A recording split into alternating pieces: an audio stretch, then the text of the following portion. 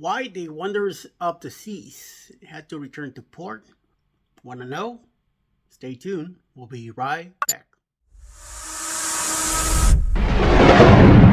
Everybody, welcome to Cruise Chatter. Eddie Lucas is here to let you know about the Royal Caribbean and the latest news.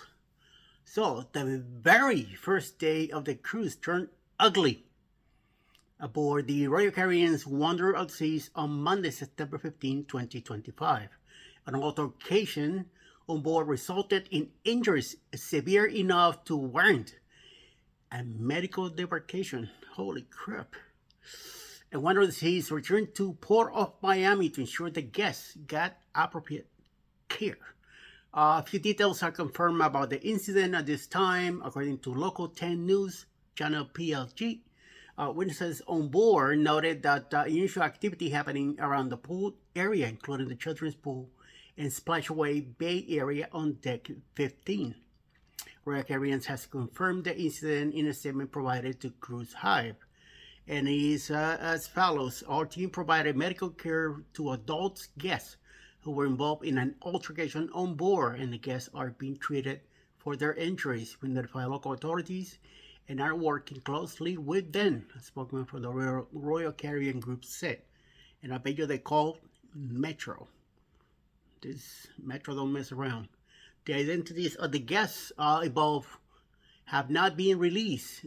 This is a standard procedure in order to safeguard guest privacy. Local reports confirm that both injuries were taken to Jackson Memorial Hospital for treatment. The hospital is just 4 miles for the cruise terminal, approximately a 10-minute drive depending on traffic. This is in downtown Miami. While Royal Caribbean does not, the guests were injured in an altercation, it is not clear whether or not the individuals inflicted injuries on one another. So apparently two guys were fighting. Another possibility is that in the course of the incident, someone might have fallen or slipped, resulting in injuries. In other words, he got knocked out. A full investigation is certain to follow to determine exactly what happened and whether or not any charges might be filed. Holy crap. The guests involved might also face repercussions for the cruise line, which could include fines or being banned from future sailings. That's what happens. It sucks, but that's what you asked for. Wanderer of the Seas resumed the 4-night Bahamas sailing. There has been no change to the ship's itinerary. On Tuesday, September 16, the ship is enjoying perfect day at Coco Cay, and a visit to Nassau is scheduled for Thursday, September 18. The cruise ship will return to Port Miami for debarkation on Friday, September 19.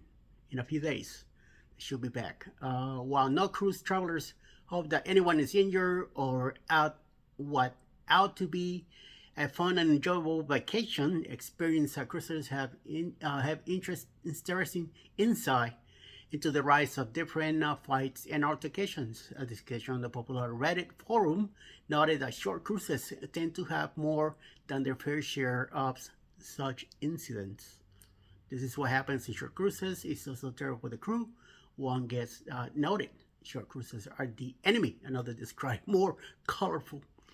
Okay, is it true that short cruises tend to have reputations as booze cruises?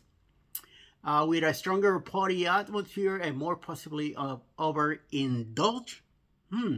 Could be, but shorter time for vacation and the prevalence of all-inclusive drink packages, many guests might work hard to make the most of their getaway. Unfortunately, that can lead to lower inhibitions and less restraint. You get stupid, in other words. There is never any excuse for violent behavior, of course. Well, what can cruise lines do? It's not the cruise lines, it's the person. Many are opting for stronger security presence in order to deal with incidents more quickly and firmly. Reminders of the more code of conduct are sent to both guests, and policies are printed in daily newsletters. Yes, our unique suggestion is the idea that drink packages shouldn't be sold on shorter sailings. If guests have to pay per drink, it is possible some overindulgent incidents might be avoided. That makes sense.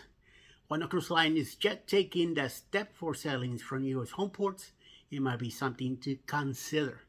At the same time, however, it is important to know that thousands of cruise guests enjoy ocean-going getaways every week without any incidents, which is true also.